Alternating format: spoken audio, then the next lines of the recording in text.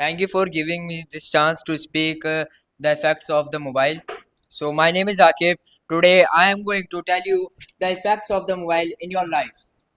But in Hindi, खिलखिलाता हुआ बचपन, मिट्टी की खुशबू और दोस्तों के साथ हंसी, यही तो बचपन की असली दौलत होती है।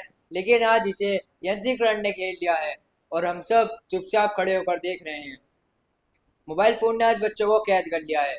आज बच्चे पार्क में कम और मोबाइल फोन की स्क्रीन के सामने ज्यादा नजर आते हैं। आज बच्चे तरह तरह के खेलों को छोड़कर सिर्फ वर्चुअल गेम खेलते हैं। इसी वजह से बच्चों का शारीरिक विकास और सामाजिक संपर्क दोनों पर बहुत प्रभाव पड़ रहा है। रचनात्मकता और काल्पनिक शक्ति की मृत्यु। यंत्रीकरण बच्चों को सब कुछ बना बनाया परोस रहे हैं, जिस वजह से ना ही कोई पाठ पढ़ता है और ना ही कोई चित्र बनाता है। इसी वजह से बच्चों पर रचनात्मकता और काल्पनिक शक्ति दोनों खत्म होती जा रही है। सामाजिक दूरी और अकेलापन। पहले के बच्चे रिश्तों का महत्व, दोस्ती का महत्व, एक साथ मिलजुल कर रहने का भाव विकसित करते थे। लेकिन अब बच्चे यंत्रीकरण की वजह से अकेलेपन और भावनात्मक रूप से कमजोर होते जा रहे हैं। शिक्षा में भी यंत्रीकरण का दखल।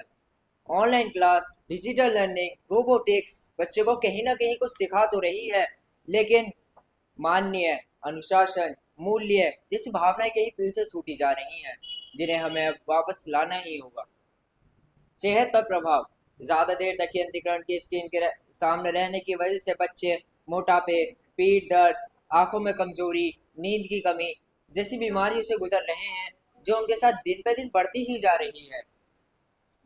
भविष्य में भी मशीनों और यंत्रीकरण पर निर्भरता। जो आदतें बच्चे बचपन में सीखते हैं वही उनके साथ जीवन भर रहती है। यंत्रीकरण की वजह से बच्चे आलसी, अनिर्भर और संवेदनहीन होते जा रहे हैं, जो उनके साथ जीवन भर रहने वाली है अगर हमने जल्द से जल्द कुछ ना करा तो। शिक्षा का मूल्य। मशीन और यंत्रीकरण सिर्फ हमें ज्ञान दे सकते हैं, लेकिन कभी भी मनुष्यता, संस्कृति, दया, भाव कभी नहीं, जो एक संपूर्ण व्यक्तित्व के लिए बहुत ही जरूरी है। खत्म होता हुआ बचपन।